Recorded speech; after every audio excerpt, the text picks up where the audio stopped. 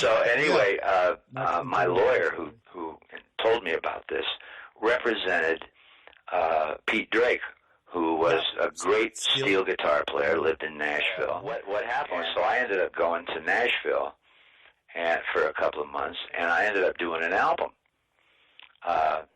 At that time, I thought it was the best album I ever did. Sold 4 copies.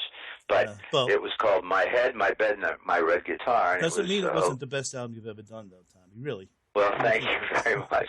Did a lot of country stuff. But anyway, so Scotty Moore, Elvis's old guitar player, was on the album as a guitar player, and he was the engineer at the studio. It was his studio, Music City Recorders. And so Elvis was home, and he was going to come over to the studio, and he was going to take us out for ribeye steaks. Were real popular back then. Sure. And so Elvis was going to come over and take the whole bunch of us out to have ribeye steaks. And so I was so excited.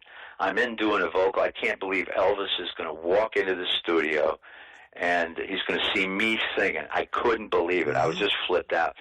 So anyway, the phone rings, and Scotty answers the phone, and he looks out. He says, "Come on in." And I went in, and it was Elvis on the phone, and he couldn't make it over. The truth is, he was pretty stoned on something. Yeah, that's about the time. And couldn't make it over. And so Scotty puts me on with him, and Elvis says, "I'm sorry, man. Why don't you guys come over to Graceland when you can? And you'll be in town for a while. Come on over to Graceland." And I was so disappointed. Yeah, I really was. But it was great. It was great meeting him on the phone. I never met him in person. And we ended up, I only had a couple of days left, and we had to finish up the album. So I never made it over to Graceland. And I always regretted that.